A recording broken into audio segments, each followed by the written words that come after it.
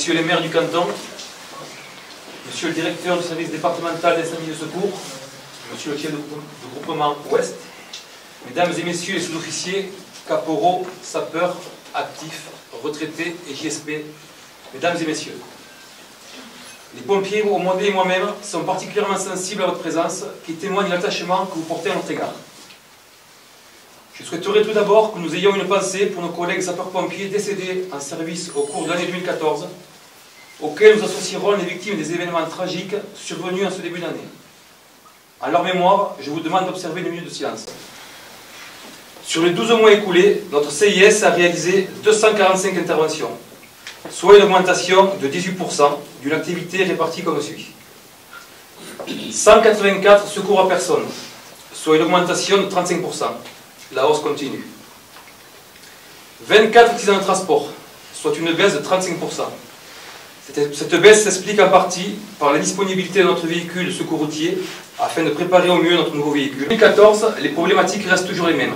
La disponibilité des personnels, notamment en journée, et bien sûr le recrutement de nouveaux pompiers. Messieurs les élus, je ne vais pas vous demander de signer un engagement de sapeurs-pompiers volontaires, mais lors du recrutement de personnel dans vos collectivités, lors de l'embauche de personnel dans vos entreprises locales, lors de l'arrivée de nouveaux habitants dans vos communes, ou tout simplement une connaissance, de faire le lien avec le CIS afin de rencontrer ces personnes qui sont peut-être pour certains les pompiers de demain.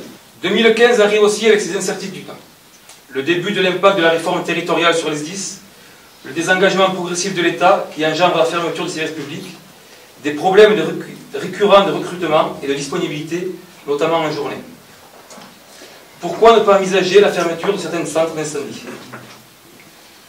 Peut-être que le schéma départemental d'analyse et de couverture des risques, qui va nous être prochainement présenté, apportera des réponses, voire même des solutions à nos incertitudes.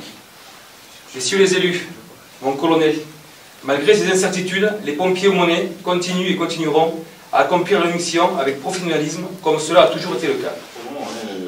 La collectivité est à vos côtés parce que je pense que la plupart de nos personnels sont sapeurs-pompiers.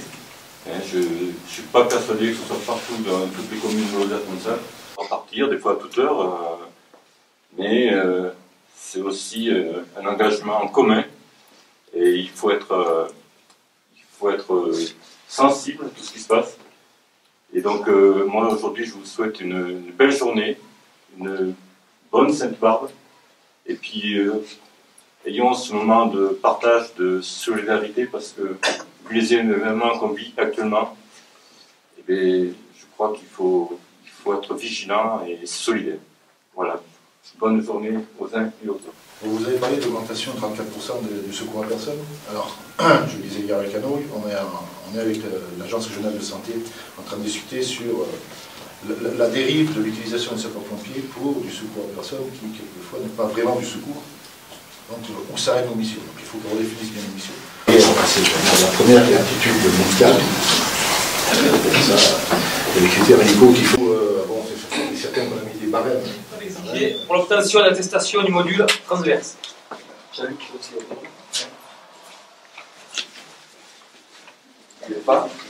Qui a également réussi la formation d'équipier BSAV. Il va poursuivre sa formation initiale dans les semaines à venir. Le première classe, Pépin Maxime, qui a réussi les épreuves exigées pour l'obtention du diplôme technique opérationnel des incarcérations de niveau 1.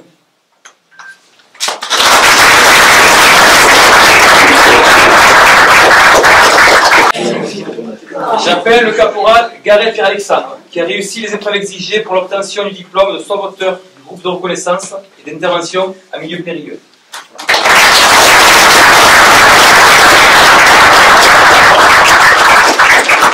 J'appelle le première classe Pépin Maxime et le sapeur Benoît Christophe. Je ne sais pas s'il est arrivé, Christophe.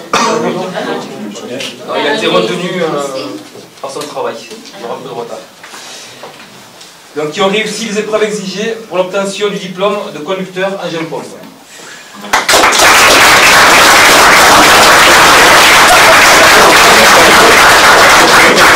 Alors, on remet le diplôme donc, pour l'obtention du diplôme de conducteur engin pompe. J'appelle le caporal Gareth Pierre-Alexandre, qui a réussi les épreuves exigées pour l'obtention du diplôme de pilote d'embarcation.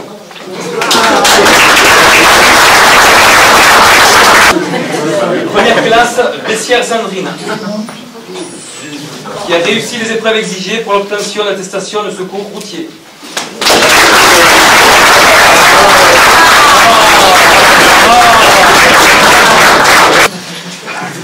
Le sapeur Benoît Christophe, qui a réussi les épreuves exigées pour l'obtention du diplôme de conducteur tout-terrain.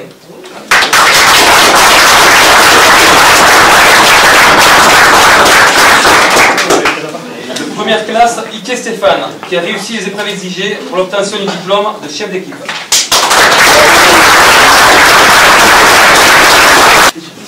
Le caporal-chef Troche-Sec Jean-Marc, qui a réussi les épreuves exigées pour l'obtention du diplôme de chef d'agré de feu de forêt.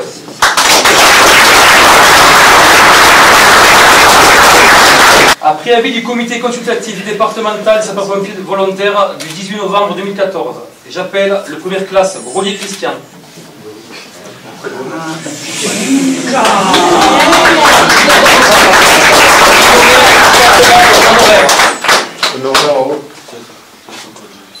Là, je vais le garder parce que j'ai un petit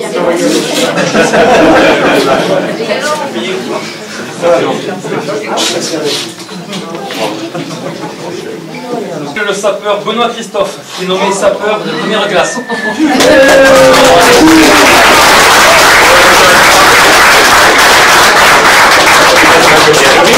Le première classe, Ike Stéphane, qui est nommé caporal.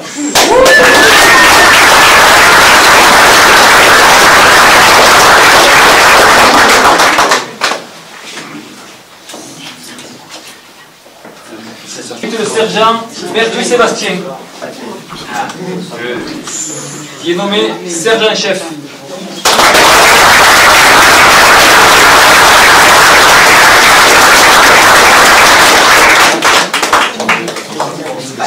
Ensuite, le sergent-chef Crespin Patrick, qui est nommé adjudant.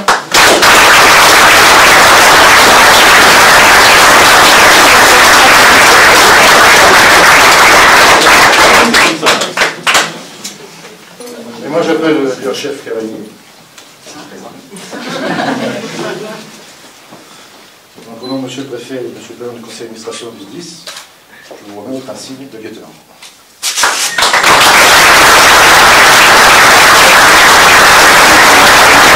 Et donc au nom de monsieur le préfet, je vous remets la médaille d'honneur échelon argent pour vos états de service.